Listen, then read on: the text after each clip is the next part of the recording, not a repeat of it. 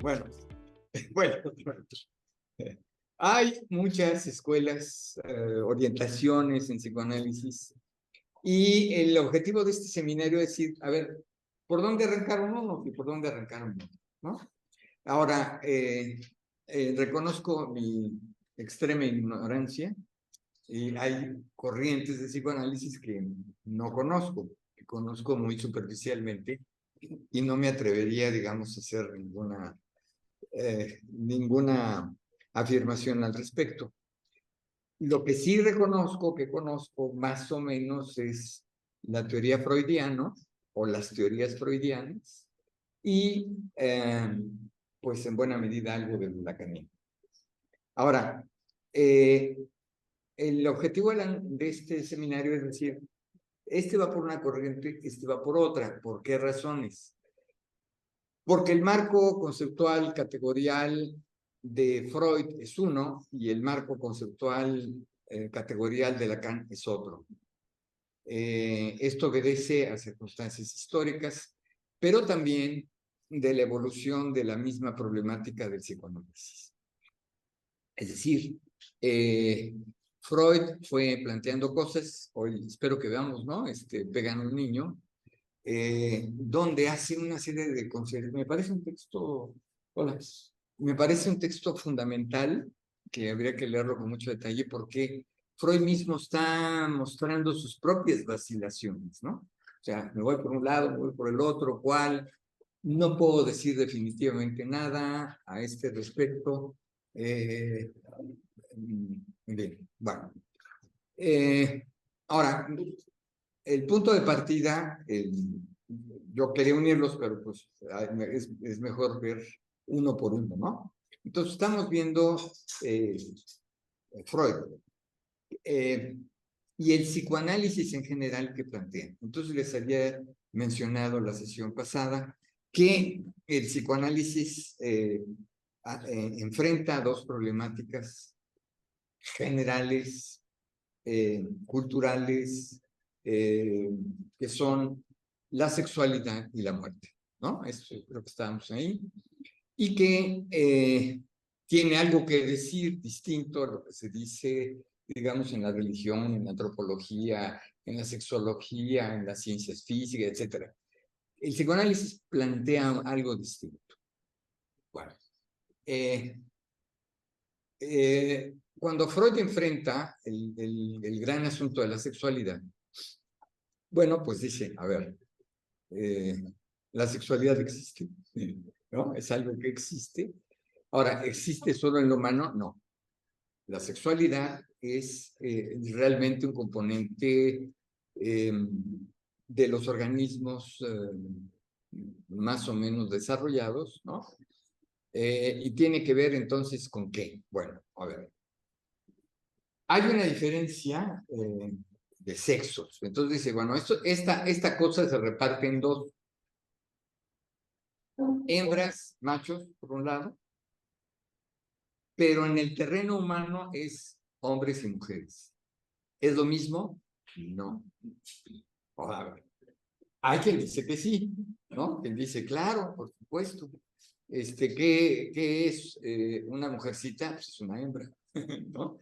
Y ya, entonces se reduce al componente, digamos, meramente biológico. Cuando dice meramente biológico, quiere decir órganos internos, quiere decir reproducción.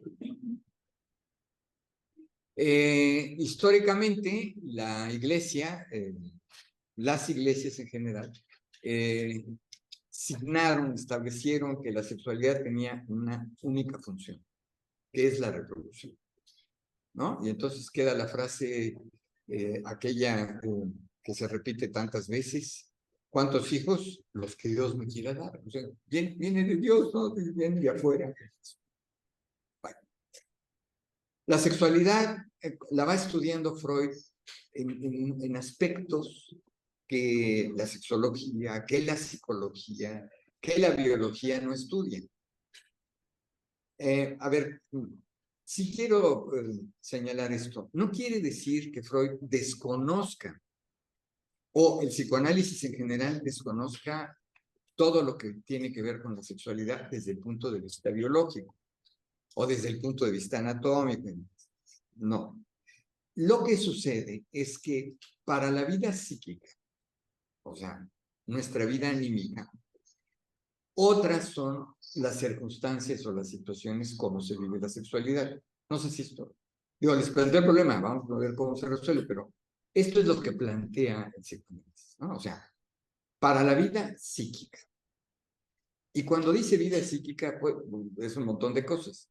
Pero a los efectos de, que supongo que muchos de ustedes están en el trabajo de análisis, ¿qué significa esta situación de lo psíquico? Lo psíquico significa que hace síntoma, para que nos entendamos, ¿no? O sea, hay muchas maneras de entender lo psíquico. ¿Qué tal? ¿Qué es la motivación para que estudie yo mejor, tenga mejor rendimiento, mayor éxito en los negocios y todo? Esa es otra cosa. Aquí, el psicoanálisis dice, hay algo que produce una situación sintomática. Cuando uno dice situación sintomática, bueno, fuera que fuera una, pero en realidad es una constelación de situaciones. Entonces, bueno, la sexualidad entonces tiene que ver con una teoría. A ver, solamente podemos entender lo que es un objeto de estudio a partir de una teoría. Esta es una posición epistemológica. Hay quien dice que no, que yo llego a la experiencia y veo y miro y digo, pues voy a ver la sexualidad, ¿no? ¿Cómo? Pues veo las abejitas y entonces observo las abejitas. Eso hay que darlo por descartado porque la mera observación o el mero registro de datos no nos va a dar absolutamente nada. Lo que hay que tener es una serie de hipótesis, teorías acerca de qué es lo que está sucediendo en la realidad. Y uno, cuando formula una teoría, entonces trata de dar una explicación. Entonces, el psicoanálisis, empezando por el psicoanálisis freudiano, da una explicación de la sexualidad en términos de qué? De una categoría, voy un pasito atrás. Son tres categorías que aquí han aflorado en las discusiones: necesidad, demanda y deseo. A ver, ahí va. Necesidad, a ver, es cierto, ya aquí se discutió, se comentó, se parló sobre la necesidad. Reconozco que di un dislate, o sea, exageré el punto. Cuando empezamos a hablar de la pulsión oral, ¿no? Entonces la pulsión oral, dije, es solamente los bordes, ¿no? Los labios, pues, ¿no? Sí y no, es decir, hay una cosa que llama Freud en este proyecto de psicología para neurólogos, donde habla justamente del apuntalamiento. Ese concepto yo lo entiendo como los albañiles, ¿no? Que levantan, que apuntalan algo, ¿no? ¿Cómo se llama? En andamios, ¿no? Sin esos andamios no se hace la cosa, estamos claros. Pero esos andamios son retirados. Entonces, a mí me parece que hablando de la pulsión oral, que además hasta Shakira la reconoce, ¿no? Resulta entonces que la pulsión no es el asunto. ¿Qué quiere decir pulsión? Ahorita vamos a ver con algún detalle qué es la pulsión y los tipos de pulsión. Bueno, entonces son tres elementos. La necesidad. Ahora, la necesidad, obviamente, bueno, iba a decir, obviamente, quién sabe si sea tan obvio, pero bueno, la necesidad está presente siempre. ¿Por qué? Porque el punto de partida del psicoanálisis freudiano es el cuerpo. ¿Qué cuerpo? Pues este cuerpecito que Dios nos dio, ¿no? Dicen algunos, ¿no? Este cuerpecito que tiene algo que surge, fíjense, esto es lo interesante. Hablábamos del nacimiento, este momento en la experiencia de vida, ¿no? Que surge esa la vida, y que es un momento verdaderamente desequilibrante. Todo lo que era el equilibrio en la vida intrauterina que dicen, ¿no? Todo eso que era a todas margarinas primavera, no había nada, no había ruidos, no había absolutamente nada, y de repente surge la vida. Una de las cosas que revientan a los bebés es la ampliación, tiene un término, ¿de qué? La maduración pulmonar. Pero más que maduración se abren los pulmones, se expanden, y eso, crean, duele. Eso duele. No, no es así con que, oh, échame uno otra vez, ¿no? Prueba de ello es esta cuestión que vivimos ahora con el COVID, ¿no? Se colapsaron, para muchos pacientes se colapsaron los pulmones, y abrir el pulmón fue verdaderamente una cuestión dolorosa. O sea, ahí está. Entonces, imaginen esta criaturita, ¿no? ¡Pum! Que de repente, si no da su grito primal, se lo tienen que obligar y le dan la nalgada y es para que se abran los pulmones, ¿no? Eso de se abren los pulmones es un poco metafórico, ¿no? En realidad, pues es esta ampliación, no encuentro el término, en la que se abren los pulmones. ¿Cómo? La dilatación. Sí, se expanden, se dilatan. Pero hay un término técnico, médico, que no recuerdo, ¿no? Pero es cierto, se expanden, ¿no? O sea, se dilatan, pues, ¿no? Entonces, el ser humano nace con ¿qué?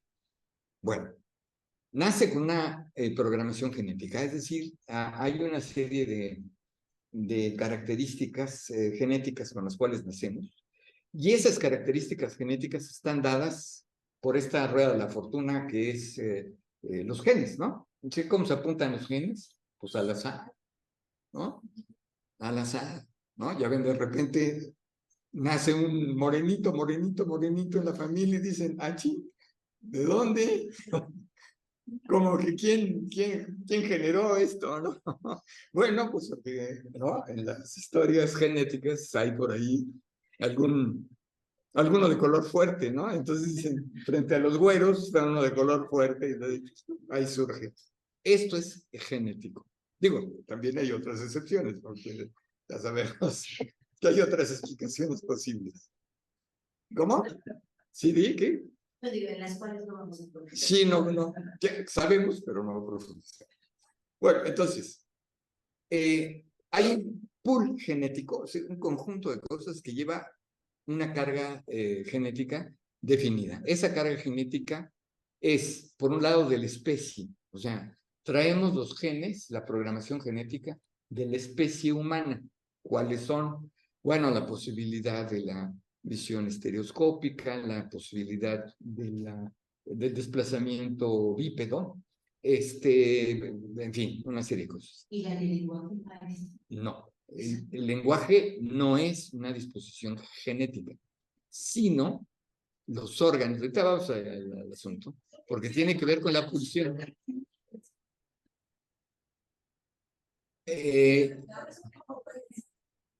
Sí, hay predisposición para el lenguaje, pero no hay un gen del lenguaje. Eso hay que aclararlo, ¿no? En cambio, hay un gen que regula, por ejemplo, la visión. O sea, nuestra visión, que se forma de manera automática, pues en realidad es un proceso absolutamente físico y luego eléctrico. ¿Ya? Y saben, aquí estamos muy a todo dar platicando y nos vemos y todo, pero en realidad hay un proceso que viene, el estudio, bueno, viene desde la modernidad, el año del siglo XVI, donde sabemos que si lo viéramos, digamos, es como una cámara, como las cámaras antiguas, aquellas que tomaban, ¿se acuerdan? Que todavía se ven las películas de esas cámaras, es porque se invierte. Entonces, es un proceso óptico. La óptica es toda una disciplina, ¿no? Que tiene sus leyes, de tal manera que, por ejemplo, el iris se contrae o se dilata de una forma automática. Ahora, ¿quién lo regula? Viene genética, eso sí viene genéticamente programado. ¿Estamos? Bueno, muy bien. Pero para la interacción con los seres humanos al principio, ¿qué trae el recién o la recién nacida? ¿Qué trae? ¿Trae qué? Trae un reflejo, uno. Bueno, trae una energía, ¿no? ¿Cuál energía? Lo que los franceses llamaron energía vital, el âme vital, que es esta fuerza para la vida, porque ustedes ven al chamaquito, la chamaquita se mueve y todo, que tiene una energía, ¿no? Tiene una forma de energía física que está ahí desplegándose. Malo si no la tiene, porque entonces, pues efectivamente, o hay un problema que puede ser neurológico, un problema que puede ser físico, etcétera, pero hay una energía, ¿no? Entonces tenemos al principio una energía y un reflejo. ¿Qué reflejo? Ese reflejo que lleva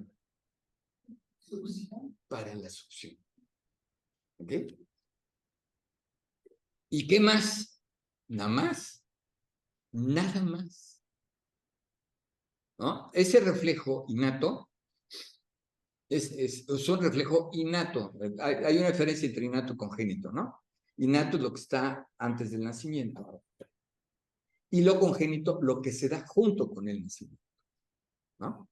Entonces, la herencia biológica es una, y dentro de esa herencia biológica hay dos elementos, bueno, tres elementos. El elan vital, la succión los reflejos, ¿no? Que tiene que ver. Ustedes saben, por ejemplo, que los pediatras, una de las cosas que examinan es cómo anda el bebé o la bebé de reflejos. Eso es, ¿no? Nada más. Todo lo demás va a tener que ver con el mundo humano. ¿Qué le va a dar el mundo humano? El mundo humano le va a dar varias cositas que no tiene de manera innata, congénita, y que no son del terreno de la biología. Uno, el lenguaje, ya dije. Ese no está predeterminado biológicamente, ¿no? Y eso no sé si queda claro, porque si no, lo discutimos hasta que quede claro que no hay un chip, no hay un gen que diga, arránquese mi reino. Viene de afuera. Entonces viene de afuera el lenguaje, ¿estamos? ¿Qué lenguaje?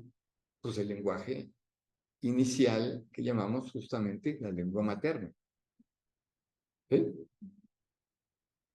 ¿Saben ustedes cómo se identifica en Naciones Unidas cuándo es la lengua materna de una persona? ¿Nadie? Porque luego no se sabe cuál es la lengua materna de alguien. Entonces, ¿cuál es la experiencia que se hace? Que cuente. ¿En qué cuenta? ¿Ah? Entonces, ¿cómo sabemos cuál es nuestra lengua materna? ¿Cómo cuentas? Ahora, ese cómo cuentas tiene que ver con el grupo primario, porque el grupo primario te va enseñando, el 1, el 2, nos va enseñando, ojo con esto de lo simbólico, que siempre subrayo Nietzsche, lo simbólico significa una diferencia, porque hay una diferencia entre el 1 y el 2, hay una diferencia entre el 2 y el 3, ¿no? Y es la diferencia. No me refiero al dígito que se escribe, sino al concepto que dice 1, que dice 2 y que son diferentes, ¿no? Bueno, entonces viene el lenguaje, viene otra cosa, que a ver qué biólogo se pone aquí de guapo para explicarnos. Amor, el amor es afuera. El amor se adquiere, la capacidad de amar se adquiere. Yo no dije capacidad de amor. Yo no sé si eso existe, la capacidad de amar. Hoy suena muy bonito, pero no sé. Eso suena muy fromiano, está bien, pero no lo sé. Yo no lo sé, ¿no? Es decir, nació con capacidad de amar. No. Lo que sí nace es ser receptor del amor. Eso sí. ¿Cómo? Del amor, ¿no? O sea, a ver, no es que nace, ¿no? Del amor o del cuidado. Del amor, ¿por qué no? No, pregunto. Sí, del amor, sí. Ay, dice seguro. Pues, a ver, mira, Depende de dónde nazcan. para que haya un ser humano, no basta con que lo alimente, eso es a lo que me refiero, sino que se le tiene que dar amor. ¿Y cómo se le da amor? Bueno, pues, ahí sí cada quien, no es su capacidad, ¿eh? Ahí sí cada quien, según su historia y todo, va a poder articular algo amoroso. Generalmente las madres repiten lo que vieron con sus madres, o suponen que vieron con sus madres, o con sus tías, etc., ¿no? Y tratan de repetirlo. Pero como no hay, ahí va otra, no hay instinto materno.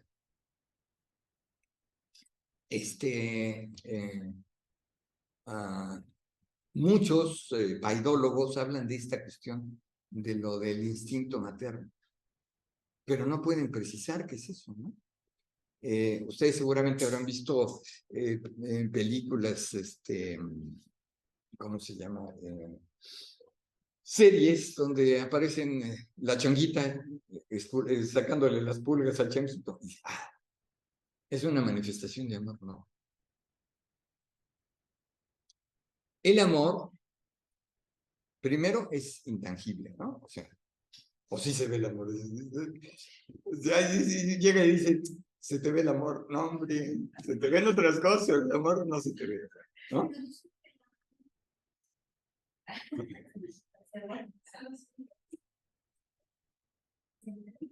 Pero es lo que es, a ver, y de veras, y neta, y neta.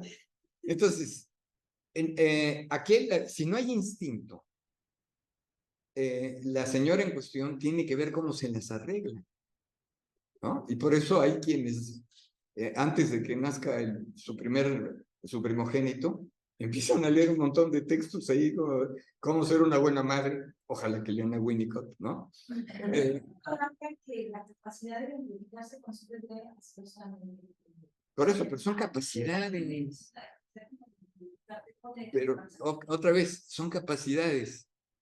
Y pues, justamente lo que no tiene es esa capacidad. No hay instinto materno. En cambio, la changuita ¿no? Eso sí. Ahora, vean ustedes, por ejemplo, una experiencia que no sé si les ha tocado ver cómo los perritos casi recién nacidos se acercan a la perrita. Vean la mirada de la perrita, es completamente indiferente. ¿Sí? O sea, como que le vale Wilson, estén ahí los, ¿no? Hasta como que se ve molesta en algunos momentos, ¿no? ¿Ok? Bueno. Entonces, ¿qué es lo que proporciona el grupo primario? Proporciona, decía yo, el lenguaje, porque desde el principio la madre le habla. Además, luego le pone nombre. A ver, Pepito. Como si el susodicho entendiera. No entiende, pero ahí está el elemento que enlaza con el hombre. ¿Cómo le habla? Le habla amorosamente. Ahora, si es capacidad o no, ahí se las dejo a usted y luego no sé de capacidades porque no sé cuál sería el fondo de esa capacidad. Lo que sí sé es que esa expresión de amor es un enlace que tiene esta mujer con lo que ha sido su vida psíquica, ¿no? Y no necesariamente es una vida armónica, ¿eh? A veces hay mucha violencia interior, ¿sí? Profesor, me permite intervenir. Siempre. Yo recuerdo, y a lo mejor todos también estudiaron, cuando íbamos en la facultad, en la licenciatura, el vínculo de las ratas con sus hijos. Sucede que si una rata a sus crías se le deja las crías cercanas, se siente parte de ellas, y las va a proteger. Pregunta, ¿cómo se sabe que son parte de ellos? Por el olor, o sea, lo que siente es una parte de su organismo. Esa es una interpretación, ¿no? Bueno, esa es una interpretación, pero si esas crías se le retiran en el momento en el que nace, ella, y se le vuelven a poner las matas, las destruye. A veces se hacen estos ejercicios en ciertas facultades, y las pobres chicas lloran porque dicen, es que se nace con instinto materno, la rata, La rata sí, pero los seres humanos no. Pero les quitan a los ratoncitos recién nacidos, se los vuelven a poner a la semana y las ratas se los comen. Cosa que no sucede con los seres humanos. ¿Vale? Allá en la facultad no les enseñaron. Eso no sucede con los seres humanos. No, o sea, no es ese instinto, o sea, Es lo que digo. sí, No hay sí ese hay instinto. y los animales lo tienen, no. O sea, lo que los animales cuidan, la osa panda, la perrita y todo, es su olor, algo que sienten parte de su organismo. A ver, el decir es una interpretación. Sí. No es que uno diga, yo ya, como soy panda, ya sé lo que huele el panda. No, es una interpretación. O sea, ¿no? Hay una teoría detrás. Sí. Esa teoría detrás dice que efectivamente el primer, digamos, sentido que se desarrolla tanto en los seres humanos como en los animales es el olfato. Ahora, nosotros como especie, hemos perdido el olfato. O sea, efectivamente, en la prehistoria, pues cómo se reconocían, ¿no? Les echaban, le daban las tres, ¿no? Y entonces reconocían, ¿no? Reconocían ¿no? Ahora, es cierto, además, se ha mostrado que más rápidamente los hombres perdemos disminuye ese sentido del olfato que en las mujeres, ¿no? Que están más desarrolladas, ¿no? Ahora, esto es otra vez desde fuera. Entonces dije, ¿qué es lo que viene? Viene el lenguaje, viene el otro asunto, la pulsión, y el tercer elemento es el deseo. A ver, aquí sí, a ver, el lenguaje está claro que no lo tienen los animales de ninguna manera, ¿no? A pesar de que le hablan que los delfines que se comunican y que las abejas y que todo eso. Sí, pero no hay delfines que crean poemas, ¿no? Bueno. Dos, las pulsiones. A ver, no tenemos instinto, pero sí pulsión, según el psicoanálisis. ¿Qué significa esto? Significa que nuestra vida no es esta dualidad físico-psíquico. Esta idea que viene de René Descartes, por un lado está el cuerpo y por otro lado está la mente, y la mente es irreductible al cuerpo porque no ocupa un lugar, no se puede, nadie puede pesar la mente, ¿no? ¿Cuánto pesó tu mente? ¿No? No hay manera de identificar sus límites, etcétera, ¿no? Ahora, debo decirles que hay una idea muy marcada de esta diferencia entre lo somático, soma, el cuerpo, y lo psíquico, que viene de una cuestión religiosa. A ver, como han estudiado los antropólogos, eso no es psicoanálisis, es una antropología, resulta ser que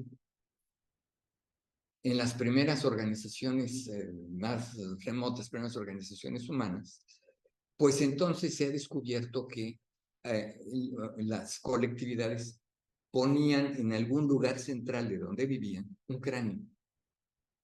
Entonces ese cráneo representa al ido, el muerto, ¿no? dirían algunos, el padre, ¿no? O sea, el patriarca, como ustedes quieran. ¿Qué fue lo que hizo, lo que se vio antropológicamente? Que se dijo, a ver, si es que no podemos ser solo cuerpo, tiene que haber algo más. ¿Y qué es ese algo más? Es el espíritu. Ya les dije que viene el espíritu o el alma, etimológicamente vienen las dos, de soplo, se lo soplan. ¿Cómo llegó? Llegó y se lo soplaron, ¿no? Bueno, entonces es el soplo. Algunos hablan de soplo divino, etcétera, ¿no? Entonces, ¿qué quiere esto decir? Que para la concepción más antigua, hay sí un cuerpo y algo distinto, algo que trasciende. ¿Y por qué trasciende? Por el otro asunto, el otro gran tema que les decía el psicoanálisis, la muerte. A ver, como dicen algunos, no puedo creer que todo esto se acabe aquí, ya, cuando yo me muera. Pues, bueno, está bien, ¿no?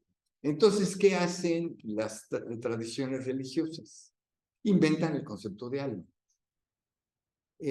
Los que inventaron ya una teoría acerca del alma son los órficos. Los órficos a los cuales estuvo asociado Pitágoras en sus inicios, piensan entonces que hay un alma y idearon una teoría, les dije, que es la idea de la transmigración de las almas. Es decir, el alma no se muere, sino que reencarna, ¿no? Entonces, Pitágoras suponía que iba a reencargar en un gallo, porque en un gallo, quién sabe, se inventó que iba a reencarnar en un gallo. Entonces, la idea originalmente es el alma que no desaparece con la muerte, sino reencarna. Y ya tienen ustedes, por ejemplo, otras líneas donde dicen, a ver, qué mal karma, Julio, ¿no? Qué mal karma. ¿En cómo vas a reencarnar? Te vas a reencarnar en una cucaracha. Entonces viene la condena, ¿no? Y le dice, ya sé con qué vas a cucaracha, en rata, ¿no? Eso que si vean los críos se nos va a comer. Bueno, entonces, esta idea, ¿no? Es conceptualizada por un griego, Platón, y él dice, entonces, a ver, el mundo de lo sensible tiene un alcance limitado, porque los sentidos nos engañan, o lo que se llama la pobreza del estímulo. Quiere decir que las ideas que yo me formo, pues nunca son exactamente derivadas de los sentidos, sino que son más ricas. Y él inventa entonces, crea esta idea de que hay el mundo donde están las ideas. Ese mundo de las ideas es el mundo pues, donde están las cosas perfectas. Entonces dice que en realidad el alma en algún momento estuvo en un lugar que le llama Topos Uranos. Ahí muy divertido, ¿no? ¿Dónde es el Topos Uranos? Pues por ahí. Por ahí. ¿Dónde? Bueno, pues se dice que es supralunar. O sea, más allá de la luna. Pues porque era lo que veía, ¿no? La cosmovisión que tenían, la astronomía que tenían. Entonces, las almas vagan en el mundo, ¿no? En ese mundo, y luego se encarnan en el cuerpo. Al encarnarse en el cuerpo, viene la anamnesis, el olvido. Se les olvidó que habían estado en el reino de todas margarinas primavera y que habían estado en la contemplación de las ideas, así ya, la contemplación de las ideas. Pero es posible la reminiscencia. Por cierto, conceptos que el psicoanálisis retoma, pero de otra manera, por supuesto. Bueno, entonces, crea esta idea del alma. Ahora, fíjense, las almas son eternas. ¿Sí? Si nada más se van reciclando, ¿no? Se van reciclando. Porque se muere y otra vez vuelve al Topos Uranos y luego regresa. ¿Cómo regresa? ¿Cómo llega? Who knows? Nadie sabe, ¿no? Bueno. Luego, uno que conoció estas ideas, se llamaba Saulo y luego se transformó en Pablo y se convirtió en San Pablo, ¿no? Desarrolla esta idea de del Platón, y dice, claro, es que, a ver, Dios dotó a cada uno de un alma. Claro. 2, las almas son inmortales. O sea, el cuerpo muere, pero el alma nunca. Y luego aparece otro también ahí que le daba por escribir, San Juan, ¿no? Que escribe el Apocalipsis, simpático texto, donde nos informan que un día va a reencarnar, ¿no? Fíjense, reencarna, no dice así, no les han enseñado en la doctrina que dice, las almas reencarnan, ¿no? ¿Sí se acuerdan? ¿No lo han oído? ¿O no fueron a la doctrina? Ah, bueno, está.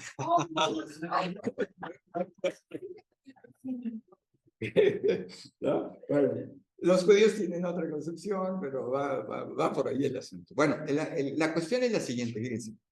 Primera cosa, siempre problemática. Como el alma se va, ¿cómo? Se muere el cuerpo, y luego ya saben nombres, y ahí, por ahí ya está ahí, algunos videos donde dicen los 7 minutos, ¿no? El alma sube y se va, y ay, ¿por qué sube? Esa es la pregunta de siempre. Los aztecas pensaban que al revés, que él iba al inframundo, que iba para abajo, ¿no?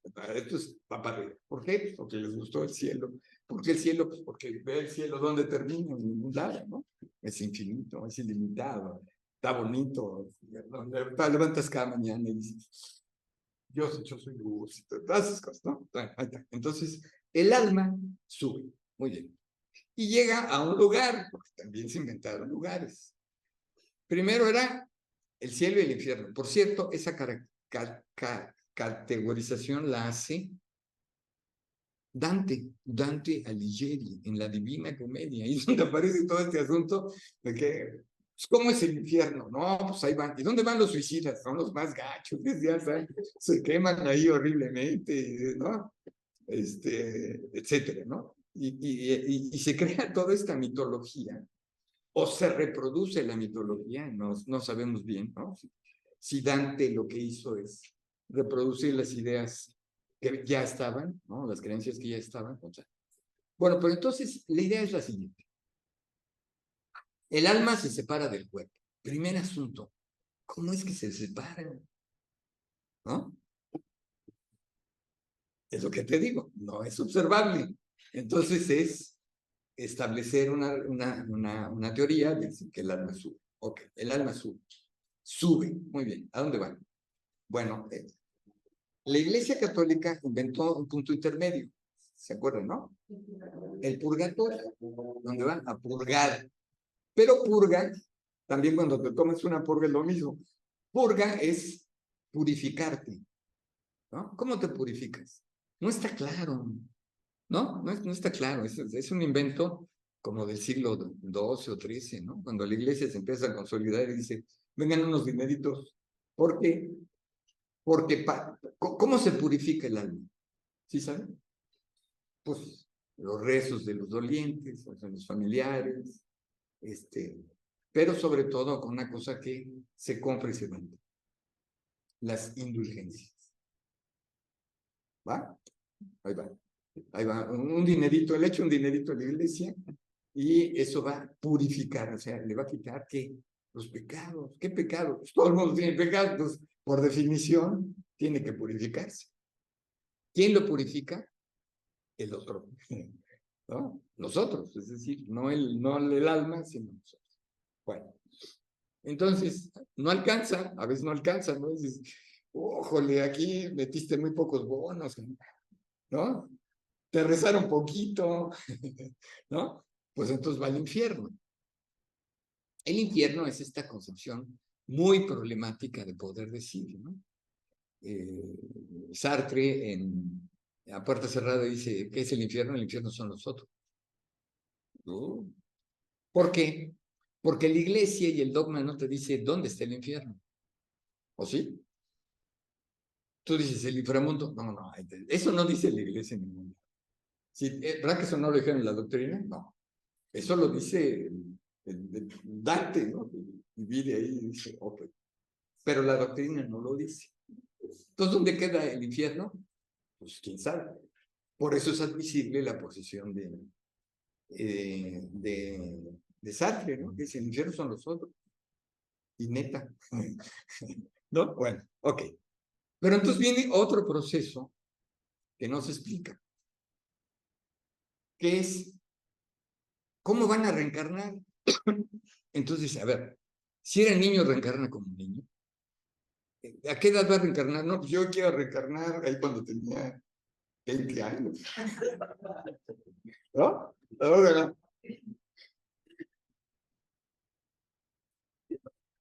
no, pues ahí sí ni con la Anita, ¿no? No, porque no está determinado cuándo reencarnas, ¿no? Y entonces dice, los muertos reencarnan. O sea, el apocalipsis es, los muertos reencarnan. Reencarnan, se hacen otra vez carne. Por eso, durante siglos, la iglesia se opuso a la cremación. Porque sí, ¿no? Y finalmente, ya cuando vieron que el problema era mayúsculo, dijeron, bueno, sí, bueno, es una metáfora. Y ya, una alegoría, dicen la iglesia. Y ya, lo borraron. O sea, esta cuestión de la reencarnación del alma no está clara. Ah, pero hay toda una concepción filosófica que se llama humanismo, que justamente sigue sosteniendo esta dualidad. La mente por un lado, el espíritu, como lo quieran ver, y el cuerpo por otro, ¿no? Entonces, ¿qué hace? Descartes tiene un texto justamente de psicología, donde habla de cómo se da la relación entre el alma y el cuerpo. ¿Por qué? Porque si bien hay un elemento de la materia, digamos, aquí que la mesa pese, pues no depende de mí, pero que yo levante el vaso depende de mi voluntad. Entonces hay una relación entre mi mente, diría Descartes, y el cuerpo. Ya saben que se inventa ahí la glándula pineal, que desde ahí se controla todo, como una especie de cerebro que monitorea las cosas y demás. Y la función, entonces, del espíritu o de la mente es controlar al cuerpo. ¿Okay? Entonces eso dio lugar a toda una psicología, a toda una interpretación, donde la mente va por un lado y el cuerpo va por otro. Está el libro de este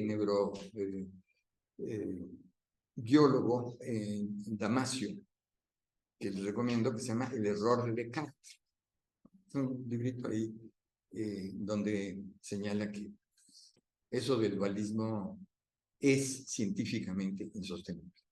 Sin embargo, existen muchas teorías psicológicas, en psicología, ahí en la facultad seguro les enseñaron, ¿no? Que el alma ya todo da y la mente se va ahí a 1000 por hora y el cuerpo no. Y pues, bueno, el psicoanálisis plantea otra cosa. ¿Qué plantea el psicoanálisis?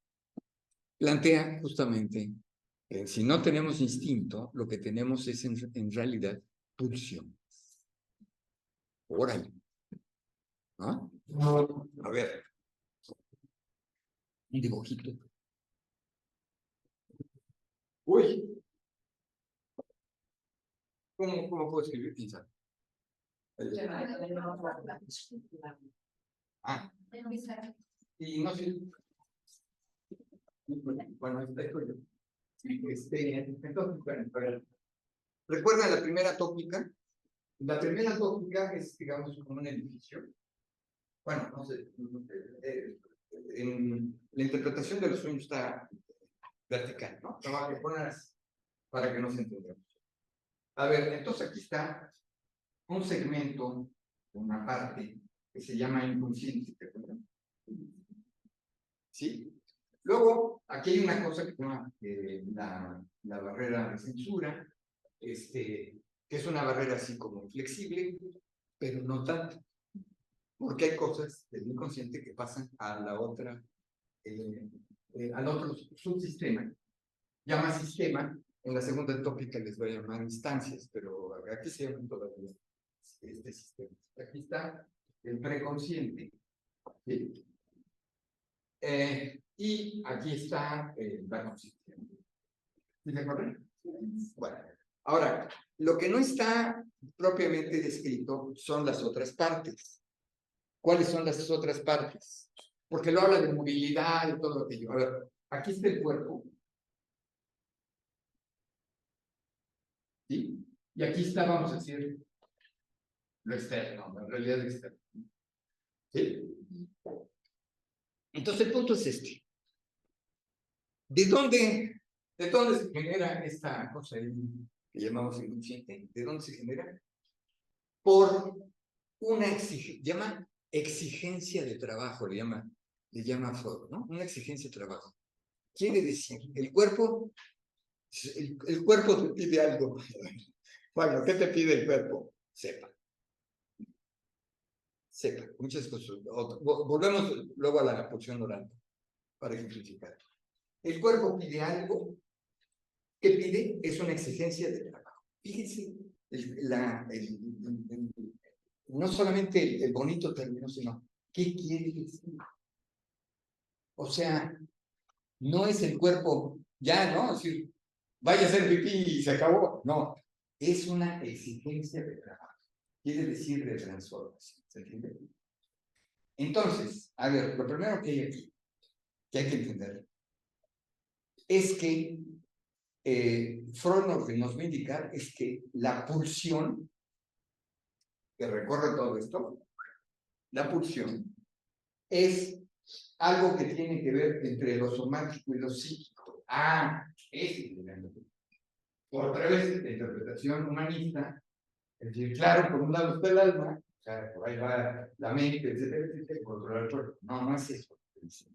Esa no es la interpretación.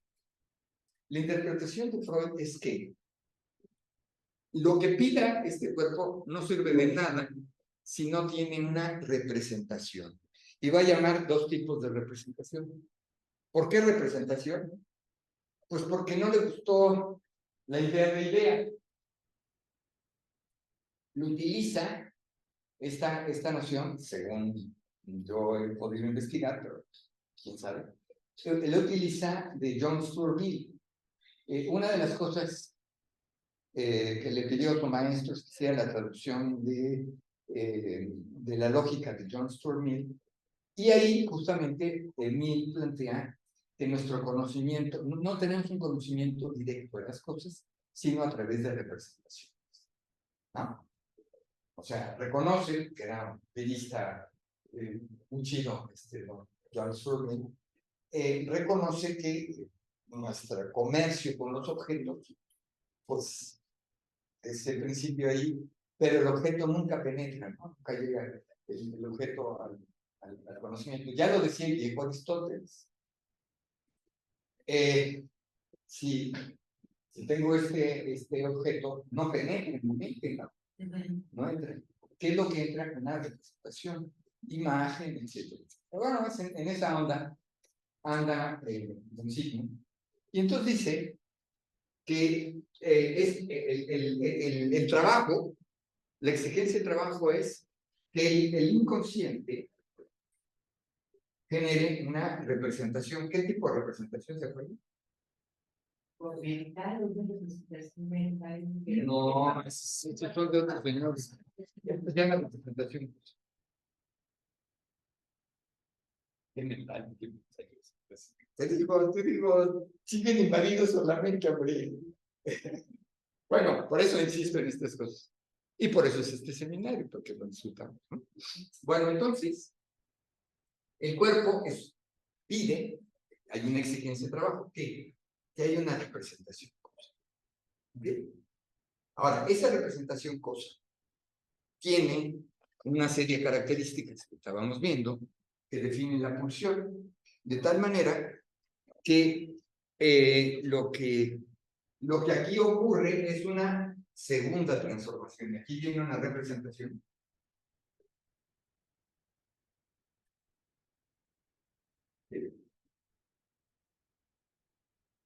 Palabra. No. ¿Cierto? Oye, te apago para la grabación, es que creo que es que no necesitamos esto. Disculpa que te ¿Qué es esto? Esto creo que no necesitamos para que trabajes con él. A ver, Ya. representación. Desapareció la representación. Bueno, entonces representación. Bueno, y finalmente, de esta representación palabra, algunos elementos que tienen con la memoria, etcétera, etcétera, pasan a la conciencia, ¿no? Algunos. La conciencia es efímera, ¿no? La conciencia en este modelo de Freud, la conciencia es aquí y ahora, ¿no? Ya, punto. Todo lo demás está en el preconsciente. O sea, yo supongo que estoy hablando con ustedes y todo, esperará que está en el preconsciente. ¿Ok? Entonces, llega a lo externo, a la conducta, a la expresión. ¿De acuerdo? Entonces, ¿qué es la pulsión? Fíjense bien. La pulsión, entonces, de acuerdo con esta interpretación, es este recorrido. ¿De acuerdo? Sí, vamos. Oiga, maestro, la intuición psicoanalítica, ¿en dónde queda el síntoma cuando todavía no se le pone palabra? O sea, cuando la persona está externando conductas, el síntoma quedaría en el preconsciente cuando no hay palabra o en el inconsciente. Híjole. Es que, así como decir, hay un lugar en el inconsciente donde está el registro de qué. Híjole, no lo sé. Lo que sí sé es que hay elementos del inconsciente que el preconsciente rechaza. Hay dos formas. Uno es la represión. Represión significa desplazamiento. Ojo. Entonces, por eso no lo puede poner en palabras porque tiene otras palabras o otras conductas que están representando al síntoma. Eso es lo que yo sé.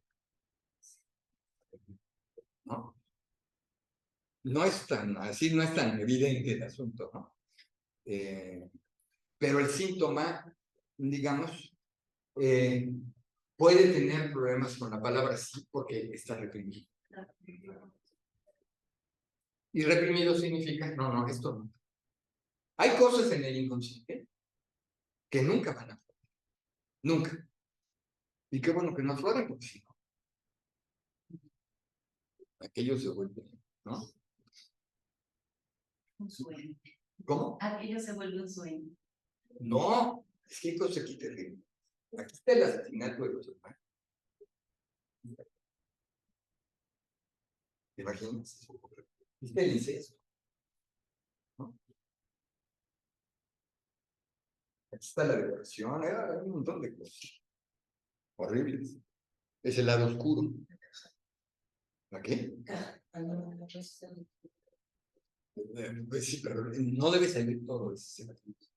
Hay algo que siempre va a quedar reprimido. Es represión originaria. ¿Ok?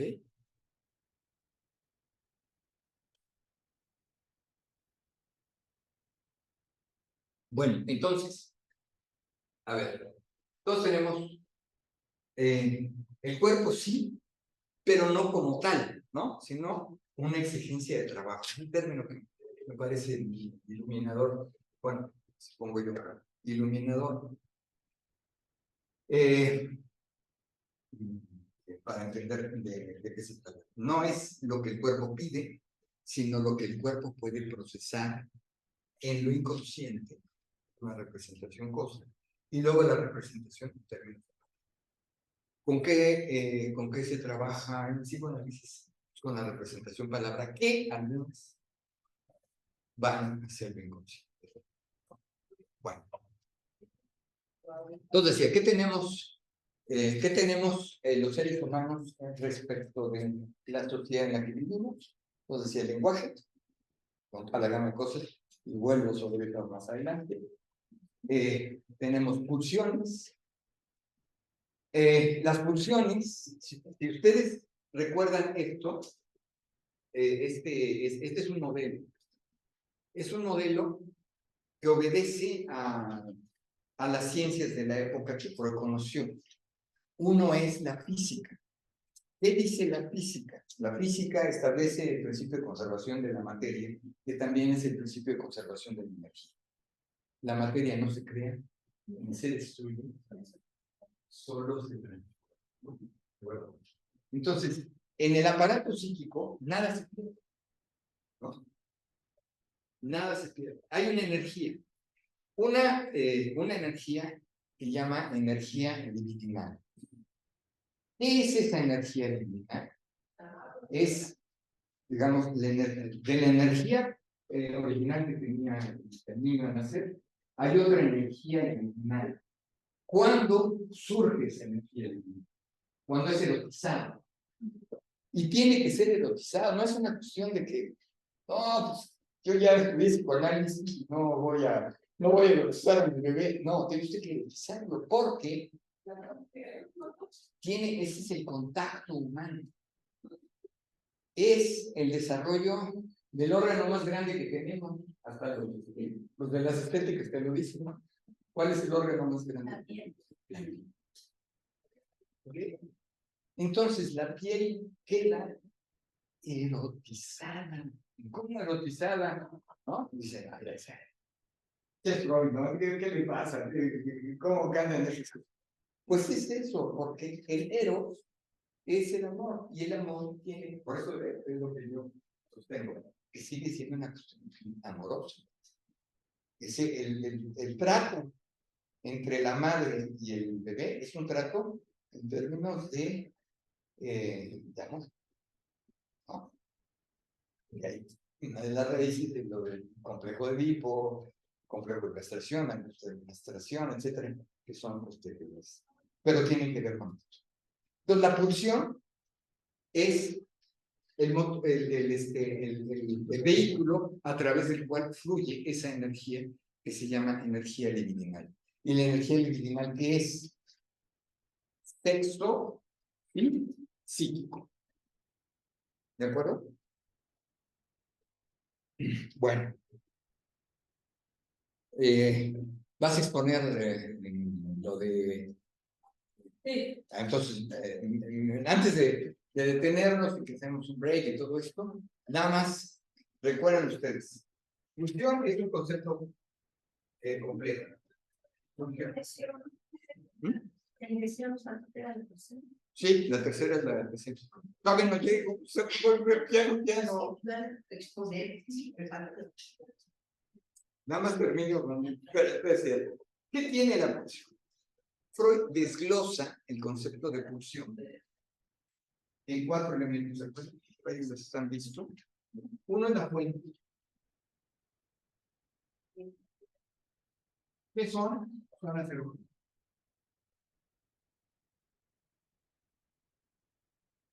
Esto es lo que Maldansky va a establecer justamente como el lenguaje erógeno o la erogeneidad en el lenguaje, que es esta combinación al paso de la zona donde se fijan ciertos elementos de la zona.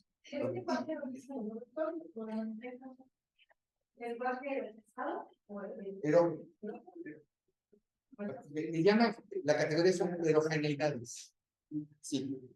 Esto es la fuente. ¿Cuál es la otra?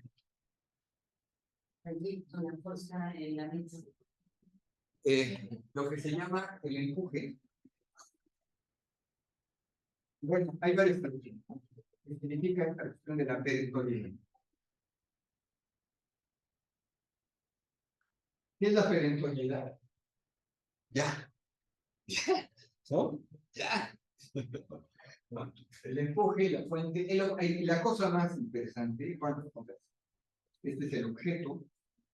El objeto, fíjense ustedes, en el instinto, el objeto está predeterminado. O sea, no hay aquello de que voy a vacilar, me quiero comer a alguien, pero a lo mejor, ¿no? A ver cuál es el menú. Los animales no tienen menú, que van directo así, derecha a la flecha y ¿sí? Entonces, el objeto no es un objeto predeterminado. A ver, comer es una necesidad, pero tú no vas y comes, y así ya, ahora sí que lo que caiga, a menos que estés en condiciones ya verdaderamente, ¿no? Donde la necesidad ya no te permite otra cosa más que y además, condiciones terribles, ¿no? Por ejemplo, el canibalismo, ¿no? ¿Se acuerdan? La gran que se pues a la hora de la hora dices, bueno, ya se murió, ¿no? Y tiene proteína, pero no es la proteína, descender, ¿no? La necesidad. En general, vamos y decimos, ¿usted qué quiere? No, pues yo un bife atendido, y ya, ¿no? Y además con vinito, ¿no? Y entonces ya, ¿no? Además ponen ese. Ya no es la mera necesidad, ya no es el místico. Por eso decimos que este objeto es contingente. ¿Por qué es contingente? Porque puede ser este u otro. Y esa es la base, por ejemplo, del fetichismo, ¿no? A ver, ¿cómo es que la media excita el tipo? La media.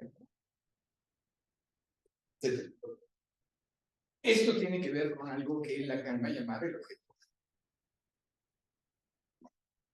Y finalmente, el fin, propósito, ¿cómo le digo? Meta. Meta también. ¿Cuál es la meta? En esta interpretación, de acuerdo a lo que les acabo de recordar de la mecánica, la descarga. Ahora, este concepto de descarga supone que aquí hay algo que se llama tensión. Y vivimos siempre en tensión. Más o menos. A veces aumenta la tensión, a veces disminuye la tensión. Bueno, para que la tensión no siga aumentando, vamos a un break.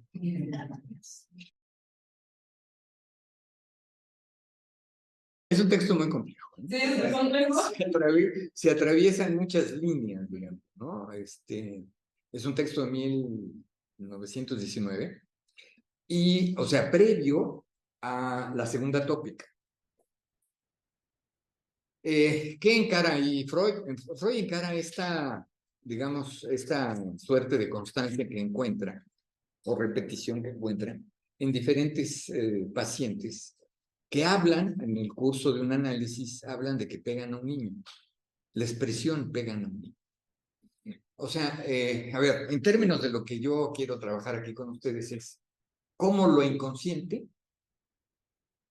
fíjense que no dije el inconsciente, sino lo inconsciente, cómo lo inconsciente se articula con el lenguaje. O sea, esta cuestión del paso de la representación cosa a la representación palabra. Entiéndase bien, por favor, que se trata de pulsiones. Ahora, ¿qué tipo de pulsión? Freud no lo identifica, quien lo identificó fue Lacan. Ya saben ustedes, la pulsión anal, o sea, la pulsión oral, la pulsión anal, la pulsión fálica y la pulsión genital. Son las, y tienen subetapas, ¿no? Por ejemplo, la oral tiene 2 etapas. La etapa de simple reflejo, de succión, donde el bebé para jalar, fíjense, para jalar, ahí está lo del vacío que decía, para jalar tiene que echar la lengua hacia atrás. Si no, nomás no, ¿eh? Ya hasta los adultos, ya cuando andan agarrando otras cosas, igual, tienen que jalar la lengua hacia atrás. Bueno, entonces, esa es una etapa. Y la otra etapa es la canibalística. La oralidad, pulsión oral, canibalística, porque entonces aparece la dentición. Y entonces, ya no es solamente, a ver, pasivo, sino se convierte en activo. Es decir, la pulsión tendría estas 2 componentes. Una pasiva, que viene, digamos, que se acepta, que se asimila, y la otra activa, la otra que es realmente de una agresión. Las mamás dicen, me está mordiendo, ¿no? Y es horrible. Sí, exacto, porque constituye una agresión. No es que el niño sea un maldito agresivo, no. Es que la dentición le lleva a esa actitud. ¿Se fijan? O sea, lo que Freud está describiendo en este texto es cómo hay una posición pasiva al principio y luego una posición activa. Ahora, lo que nos está diciendo es lo siguiente, sí, eso es en un momento, pero si ya está en la etapa anal sádica, entonces el punto de partida no es lo pasivo, sino al contrario, lo sádico. O sea, ¿qué quieres? Dañar al otro. O dañar a lo otro, para que no sea solamente la persona. Ahora, esto que señalabas como etapas, en realidad son articulaciones del lenguaje. El lenguaje tiene 3 voces: voz activa, voz pasiva y voz refleja. ¿Sí saben, no? Activo, me peino. Pasiva, me peinen. ¿No? No, a ver, perdón, activa, peino. Pasiva, me peinan. Y reflexiva, soy peinado. Entonces son las 3. Pegan a un niño, es decir, alguien que pega a un niño. Y luego, este es el punto fundamental. La parte reflexiva, la parte pasiva, es decir, donde el pegado soy yo, digamos, eso no aparece. ¿Se fijan? O sea, quien recuerda, quien hace referencia a esta pegan a un niño, nunca dice, me pegaron. El pegado soy yo, digamos, ¿no? O sea, en esta voz pasiva. ¿Se fijan? Y luego, el tercero, que es claro, deben darle ese chamaquito odioso, etcétera. Bien que le den, ¿no? Que le peguen, que lo maltraten, como una proyección que se hace en el otro. ¿Sí? Pero, ¿qué quiere decir aquí sexual? Lo que Freud trata ahí, lo que Freud trata de articular es decir, tiene que ver con algo, con una fuente. Y entonces dice el onanismo. ¿No? Porque busca una localización, ¿no? Busca un topos, un lugar, ¿dónde? Y entonces dice, a ver, ¿dónde se expresa la pulsión? Esa pulsión, ¿dónde se expresa? Se expresa en una parte del cuerpo. ¿Qué parte del cuerpo? Entonces, lo que dice es, no solamente es que lo hable, sino que al hablarlo, al evocarlo, eso le provoca una excitación. ¿Sí? Ahora, excitación, Freud dice que es onanismo, pero también, ¿no? Como que no está del todo seguro. Lo que está buscando es una zona, es una pulsión. Entendámoslo en los términos de esto, por eso lo puse antes de la exposición, porque tiene esa fuente, es una zona erógena. Es lo anal otra vez tiene 2 partes. Lo anal tiene 2 partes. Uno es la defecación, o sea, la expulsión. ¿Y cuál es la otra parte? La retención. Ahora, fíjense qué significa, o sea, lo simbólico. La expulsión es deshacerse de algo de uno, ¿no? Y psiquícamente, nadie quiere perder. No quieres dejar soltar nada, ¿no? ¿Ok? Pero lo sueltas en función de ¿qué?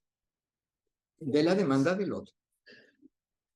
Los papás que aplauden, bravo, ya hizo en la nica, ¿no? Así, ya sabes, ¿no? Toda la expresión. Entonces, hay esta parte de lo anal, entonces, como expulsivo. ¿Sí? Pero ¿cuál es la parte ojéis? ¿Por qué es ojéis? ¿Cuál es la parte ojéis? La retención. ¿Quieres que te dé el regalo? Retentiva. ¿Sí? ¿Ok? Me retiene, no te lo doy. Bien. Ahora, aquí en el texto de Pegan a un niño es esta extrapolación o esta proyección hacia el otro. El objeto de amor, padre o madre, va a jugar aquí el papel del actor. Si tú mencionabas lo de la lucha libre, en términos de sí, pero en términos de pulsión, ¿qué hay? Lo primero es una tensión. Si no hay tensión, no hay descarga. Yo soy. Entonces, ¿la tensión cuál es? Pues le van pegando al santo. Pobre santo, le agarraron como jerga, ¿no?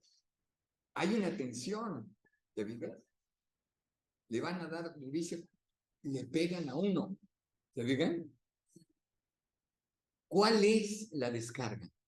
La descarga de esa tensión es que el santo se levante y pegue al otro. ¿Ven? El círculo también pega, luego ese que pega, me pega a mí. A ver, ese es el punto inconsciente. A ver, en la lucha libre alguien diría, no, pues ¿cuál? Si yo estoy aquí sentadito, ¿no? ¿Cuál es la descarga? ¿Se fijan? Tomo tu ejemplo, me pareció muy bueno. ¿Qué pasa en lo inconsciente? ¿Por qué hay esta descarga? Porque yo me estoy vengando del otro. Yo me vengo del otro. Yo hago un acto sádico sobre el otro. Y dale, santo, y pégale. Si lo matas, mejor. ¿No?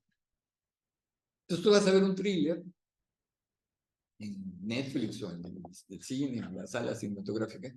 ¿Y qué pasa? El punto de tensión es el maldito, el multiasesino. Porque lo vas viendo, ¿no? Vas creando una tensión. Y luego aparece el héroe del asunto y es el que le da venganza.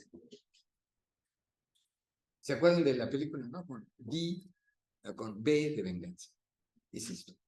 Llega el ángel exterminador que acomete la venganza. ¿Quién es ese? Soy yo. ¿No?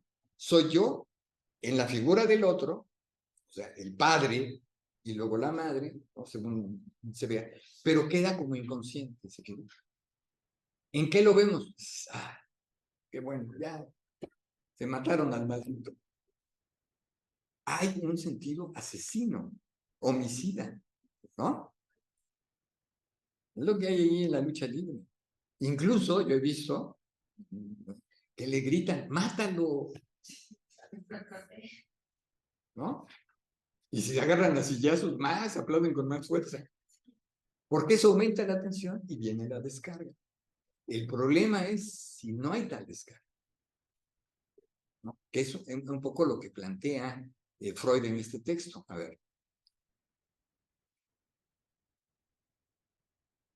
Voz activa, voz pasiva, que es ahí donde me pegan,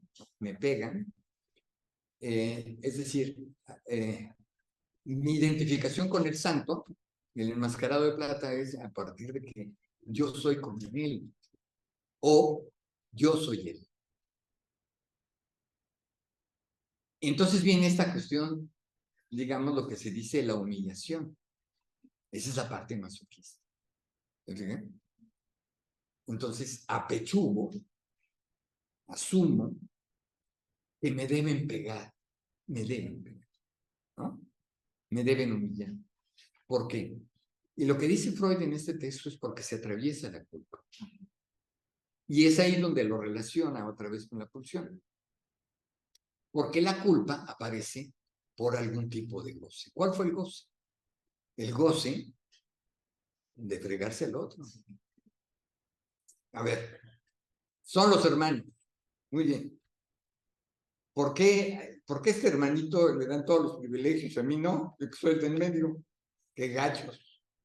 Como no me puedo ir contra mis padres, eso es un poco lo que nota aquí también Freud. Entonces, ¿qué es lo que hago? Digo, este miserable es el que, ¿no? Y entonces, por ejemplo, luego lo tiran de la cuna, ¿no? O se aparece en el suelo el hermano, ¿no? ¿Ok? Entonces, aquí hay una culpa. ¿Cuál culpa? De desear la desaparición del otro. Esto es pulsión. ¿Se fijan? Pero se articula, se está...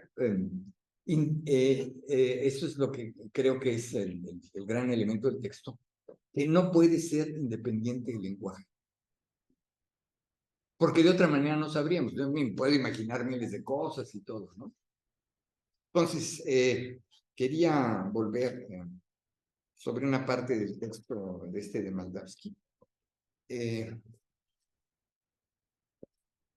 donde habla justamente de esta relación entre el lenguaje y la pulsión, ¿no? A ver, ya me perdí. A ver, dice el lenguaje del erotismo oral primario. Ya dije que lo que era la primaria, ¿no?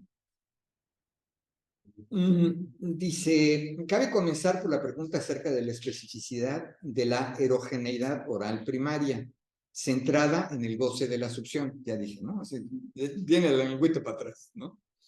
Dice, podemos discernir al menos 3 placeres ligados a la zona erógena correspondiente. Por un lado está el placer de chupetear, ¿no? Por otro, el placer de paladear, ¿no? El riquito, ¿no? Todavía, ¿a poco no? Todavía a poco no, ahí seguimos, ¿no? Eso se llama, bueno, ya saben. Y jugar con la comida o la lengua dentro de la boca a fin del placer de tragar. Fíjense.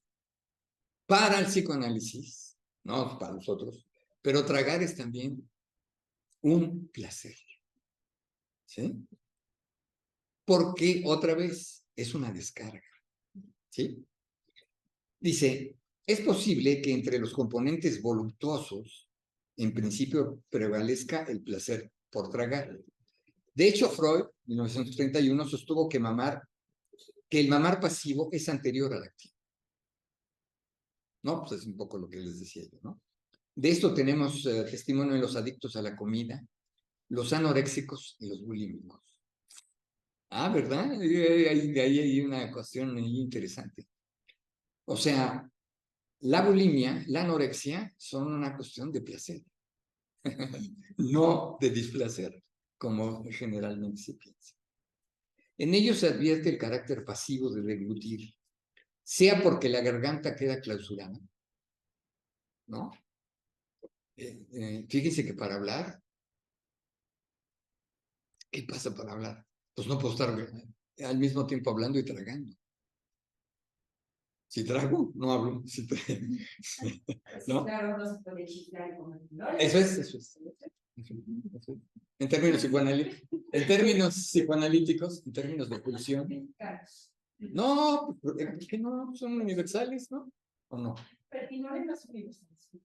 No, pero el equivalente sí. Ajá. A ver, entonces decía, la anorexia, ¿no? Sea porque está siempre abierta ante el exterior, en los adictos a la comida, sea porque también está invadida desde el otro extremo que viene del sistema digestivo, en el que los vómitos posteriores a la comida. En la garganta coexisten 3 actividades de enorme peso para la economía pulsional. Fíjense que habla de economía, ¿se acuerdan, no? Freud distingue 3, económico, dinámico y tópico. Sí, gracias. Bien, entonces dice, en cuanto a la economía pulsional, la respiración, la alimentación, la fonación. ¿Se fijan cómo se describen de otra manera las cosas? Respiración, la alimentación, la fonación. ¿No? Dice, la primera tiene que ver con la investidura de órganos que pueden a su vez ser cuestionada, ya que implica una apertura en el mundo exterior y no se da cuando se privilegia la investidura del corazón y la actividad circulatoria. A su vez, la delusión conduce a poner en evidencia la importancia de los objetos nutrientes, que, a diferencia del oxígeno, pueden no estar y por lo tanto exigen ajustarse a las incitaciones sensoriales provenientes del mundo extracorporal. En cuanto a la fonación, corresponde esencialmente al sector de las incitaciones sensoriales, a los que los filósofos medievales llamaban flatus vocis. Vocis, o sea, no más, ¿no? Es decir, que corresponde a las voces del cuerpo. Hay una cosa ahí muy, obviamente, de gran descarga, ya saben ustedes, eructa. Incluso, ¿qué se hace con los bebés? Tienen que, ¿no? O sea, ahora, aquí la pregunta es esto. A ver, ¿eso es algo fisiológico? Aparentemente sí, ¿no? O sea, son mecanismos y todo aquello. Bueno, pues está articulado con esto. Dice, a ver, me doy un salto, ¿no? Dice,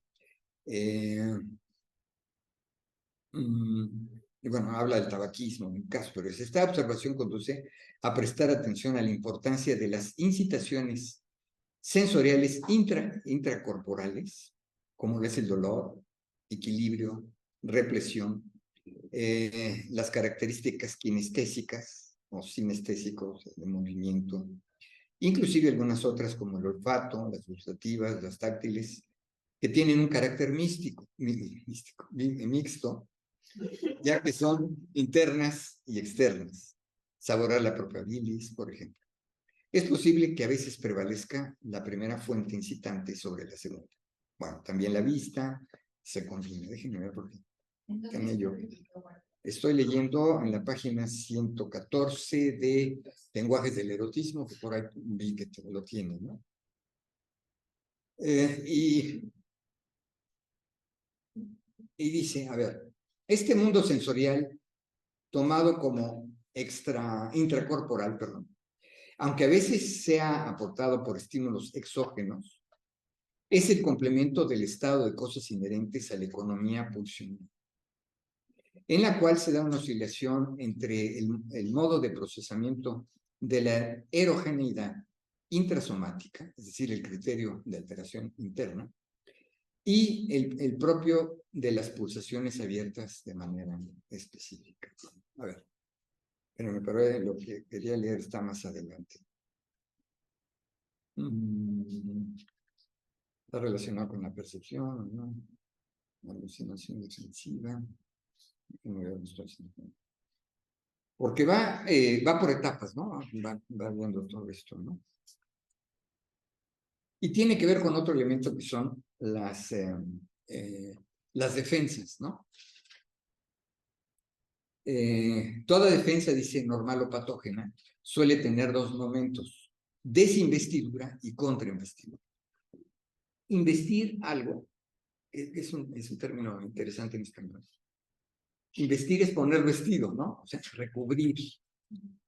Ahora, esto es muy interesante porque los objetos más placenteros son los objetos que menos tenemos acceso. Suena chistoso, ¿no? Suena paradójico, suena contraintuitivo.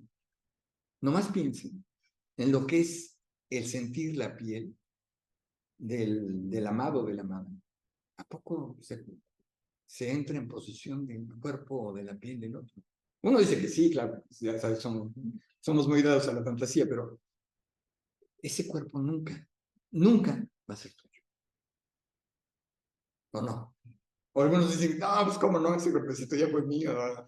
Eso dicen algunos machines de ley, ¿no? No es cierto. ¿Se fijan?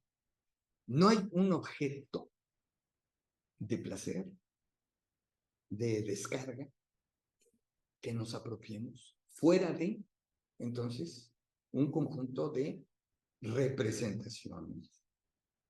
O sea, que tiene que ver con el lenguaje, finalmente.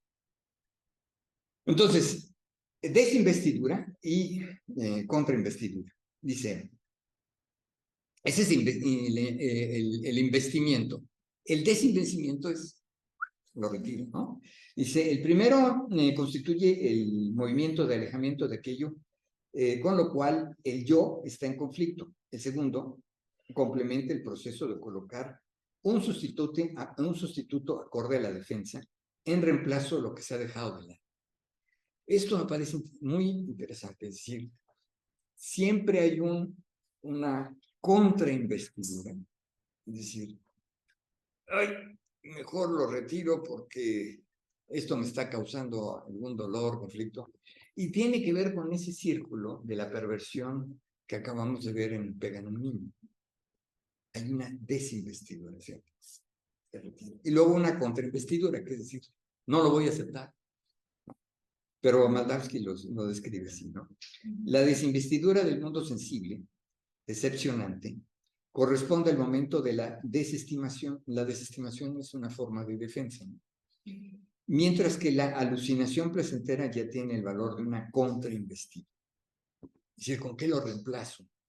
Lo del niño es un niño al que le pegan y luego el agente golpeador me golpea, pero ese no lo voy a reconocer. Queda, como dice Freud, como esta articulación que queda en lo inconsciente. Y dice, y nadie lo va a decir nunca. Nadie va a decir que el niño que vio pegar es él, sino siempre es otro. ¿Ok? Esto es lo que tiene que ver. Dice, dice, a ver, me he referido pues a las dos defensas que son inherentes a este lenguaje de pulsión. Ahora ya pasamos al lenguaje, ¿no? Desestimación y proyección, responsables respectivamente de la alucinación negativa y positiva. ¿Cómo que hay una alucinación negativa? Que estás negando, que estás diciendo, no es así. También, estás viendo y no lo ves. Esa es la alucinación negativa. Freud lo habla en términos de proyección positiva, o sea, lo que está, y la otra que es negativa. Entonces, a ver, fíjense, aquí hay ya una articulación con el lenguaje.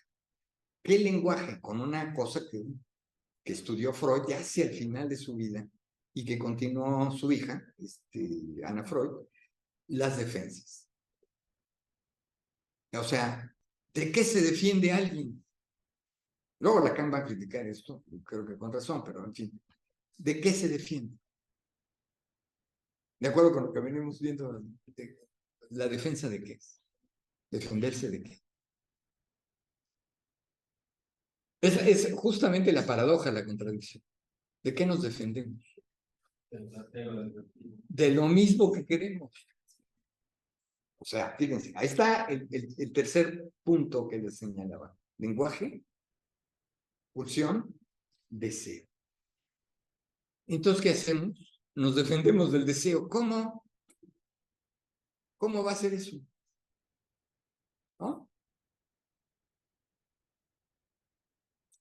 ¿Por qué? Esto ya no es Freud, sino Lacan dice, el deseo es siempre el deseo de muerte. Ah, ¿cómo? O sea, es goce. Es el plus de goce. Pero bueno, eso va viendo poco a poco, ¿no? Dice, me gusta esto, ¿no? La desestimación es una defensa normal mientras no se ha desarrollado el juicio de existencia. Freud distingue dos tipos de juicio de atribución, juicio de existencia, ¿no? y de existencia es posterior. Me salto. La alucinación negativa como derivación de una desestimación funcional. O sea, a ver, desestimar, sí lo vi, como dijiste, sí lo vi, pero no lo vi, ¿no? Sí lo vi, pero no lo vi. Sí lo dije, pero no lo dije. ¿Ah? Sí lo confronté con el profe, pero no lo confronté, porque tampoco, ¿no? Entonces, una retracción, ¿no? Se retrae. Es lo del elemento inconsciente, ¿no? El niño pegado soy yo, ¿no? Ok, bueno. Entonces dice, la alucinación negativa como derivación de una desestimación funcional no patógena, distingue entre patógeno y normal. La idea es la siguiente, digamos, todas nuestras actividades están relacionadas con esta tensión pulsional que tiende a la descarga, la finalidad. ¿Con qué? Con algún objeto. ¿Qué objeto? Un objeto que no es único, sino que cada individuo, por eso en psicoanálisis no se trabaja con, a diferencia que la biología o esa psicología normativizante, que dice que pues, todos son iguales, y aquí no, ¿no? Aquí no podemos establecer universalidades. La teoría te habla de cosas, sí, efectivamente generales, pero descender a esto es así. ¿Qué significa? Significa que cuando tú escuchas a un paciente, estás escuchando esto, en palabras. Ahora, generalmente, el analista se puede hacer una representación mental, como dicen, una representación mental de lo que está narrando el otro, pero no lo sabe. Es tu representación, es tu proyección, y no lo que el otro está diciendo. ¿Estamos? Entonces, la complejidad es esta. Lo que dice que sí es no, y lo que dice que no es sí. A ver, ¿cómo? ¿Sí se fijan? El orden del alma, esa alma así como lineal y como bonita y toda esa serie de cosas que nos quiere vender la psicología, no existe. Lo que hay son meras contradicciones, paradojas. Déjenme ver. Dice, la actividad de pensamiento es un proceso puramente interno del desplazamiento de las investiduras en el camino hacia la acción. Para Freud, no hay pensamiento, sino que ese pensamiento se traduce en acción. Aquí, ¿no? Entonces, la pulsión es esta, pasa por este elemento intermedio, que es el preconsciente, donde se forma el pensamiento. Y una forma de pensamiento, reconoce Freud, es el pensamiento cognoscitivo, el pensamiento que tiene que ver con qué hay, ¿no? ¿Qué hay? Bueno, a ver, déjenme ver, porque no encuentro lo que quería decir. La defensa recién descrita se acompaña de un fuerte apego a la figura materna, tenida como fálica. La madre como fálica. A ver, ¿por qué la madre fálica? A ver, lo explico rápido. Esto es muy importante en la clínica. La madre aparece siempre como carente. ¿Cómo? Dice, no, pues mi mamá era todo dar, ¿no? Así, investida. No, pues no. Yo nunca vi que mamá, ¿no? ¿Cómo sabe? ¿Por qué estructuralmente la madre es carente? Puede ser porque se le quedó perfecta, pero en algún momento te das cuenta que no existe. Y siempre estás tratando de... Eso es. Estás negando eso. Eso es. Porque la madre desea. ¿Qué deseó la madre? No, ser madre, tener un chamaquito. ¿O no? Si la madre es porque deseó tener un niño, y si desea es porque a alguien le faltó. ¿Qué le faltó? Chamaquito. Entonces, ¿cómo se logra el chamaquito? Ah, pues hay una cosa que llaman pene, el cual expulsa semen y ya de ahí se forma el niño. Pues ya con eso me conformo. ¿Cuándo está la mujer en perfecto estado? Cuando está embarazada. No necesita nada, nada más que le den heladito de vez en cuando. Y ya. Cuando nace el niño, entonces hay ahí un anhelo que es otro concepto, hay un anhelo realizado, un deseo. Y ese deseo implica que la madre es decente, no por el padre, ¿se fijan? El padre fue antes. Históricamente, el padre fue antes. ¿Cuál? El medio por el cual tener un bebé.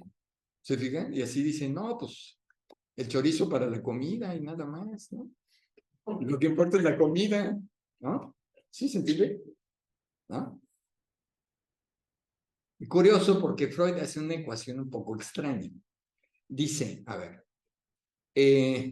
esta cosa que medio empezamos a discutir entre lo fálico y lo castrado, ¿no? Fálico castrado, que es un... O sea, otra vez, les decía al principio, Freud enfrenta el sexo. ¿Y qué dice? El sexo no es hombre y mujer, sino fálico castrado. Tiene que ver con esto, de lo del masoquismo y todo. Si lo vuelven a leer, van a encontrar ahí muchos elementos. Fálico castrado. ¿Significa qué? Significa lo siguiente. Fálico es aquello que se identifica como el uno. Hay algo visualmente que está en.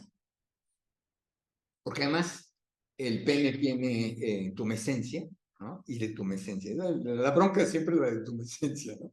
Bueno, se le baja. Bueno, entonces, pero si no hay de tumescencia, hay otra cosa que se llama priapismo. ¿Conocen el término? Priapismo, ¿no? Hay un dios, Priapo, que es una invención ahí antiquísima, que pone esta figura de un chamaquito, una figura chiquitita y un pene enorme, ¿no?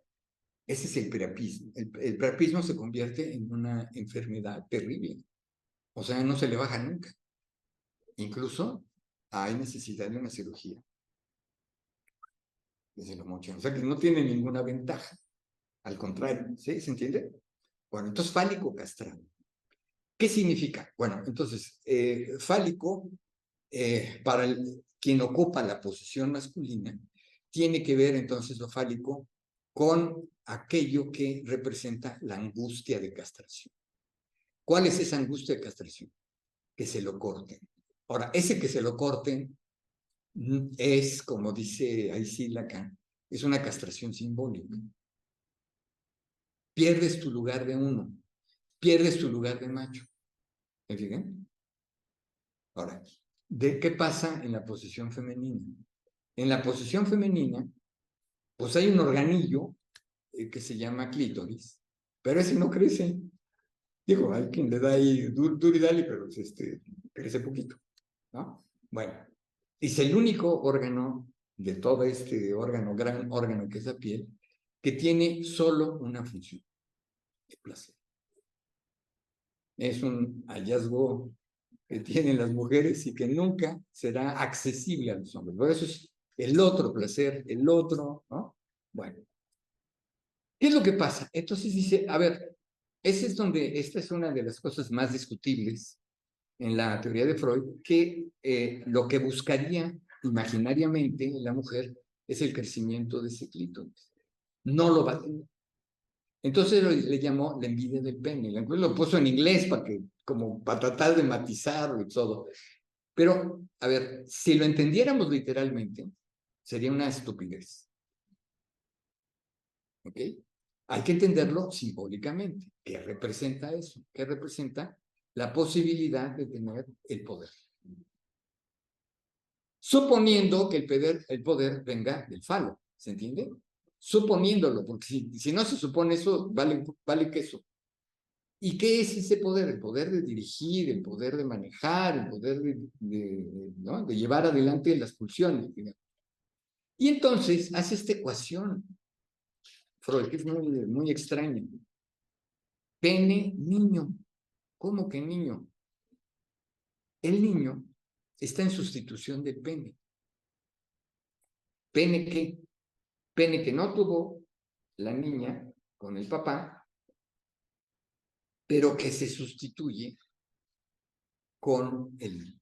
Entonces, hay un deseo, pero el deseo es siempre una sustitución, por eso dice Lacan, ya lo vamos a ver un poquito con más calma, es una metáfora, ¿no?